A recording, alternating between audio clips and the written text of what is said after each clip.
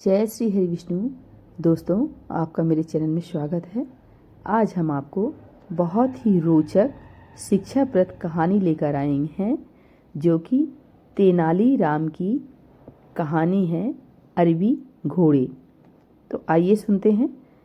महाराज कृष्णदेव राय के दरबार में एक दिन एक अरब प्रदेश का व्यापारी घोड़े बेचने आता है।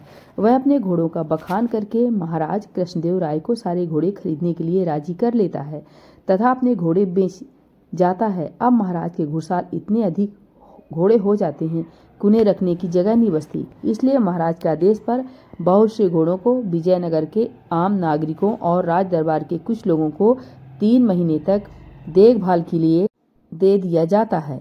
हर एक देखभाल करने वाले को घोड़ों के पालन खर्च और प्रशिक्षण के लिए प्रतिमाह एक सोने का सिक्का दिया जाता है। विजयनगर के सभी नागरिकों की तरह चतुर तेनाली राम को भी एक घोड़ा दिया गया।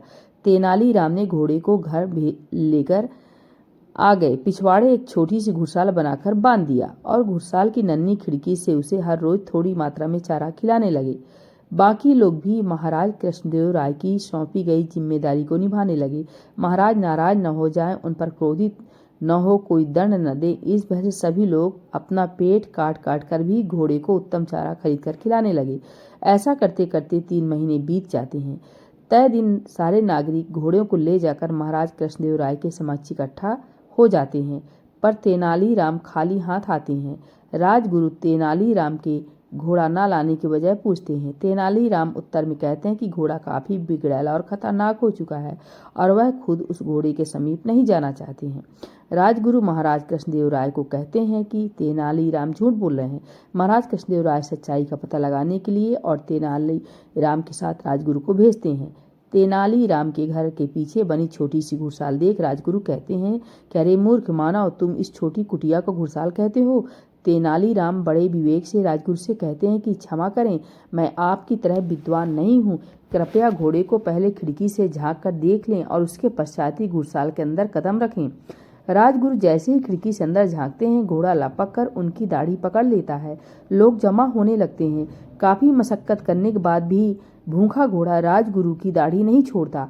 अंततः कुटिया तोड़कर तेज हथियार से राजगुरु की दाढ़ी काटकर उन्हें घोड़े के चंगुल से छुड़ाया जाता है। परेशान राजगुरु और चतुर तेनाली राम भूखे घोड़े को ले जाकर राजा के पास पहुंचते हैं। घोड़े की दुबली पतली हालत देखकर महाराज कृष्णदेव राय तेनाली राम से इसका कारण पूछते हैं। तेनाली राम कहते हैं कि मैं घोड़े को प्रतिदिन थोड़ा सा चारा ही देता था, जिस तरह आपकी गरीब प्रजा थोड़ा भोजन करके गुजारा करती है, और आवश्यकता से कम सुविधा मिलने के कारण घोड़ा और व्यथित और बिगड़ैल होता गया। ठीक वैसे ही जैसे आपकी प्रजा परिवार पालन की जिम्मेदारी के अतिरिक्त घोड़ों को संभालने के बोझ से त्रस्त हुई।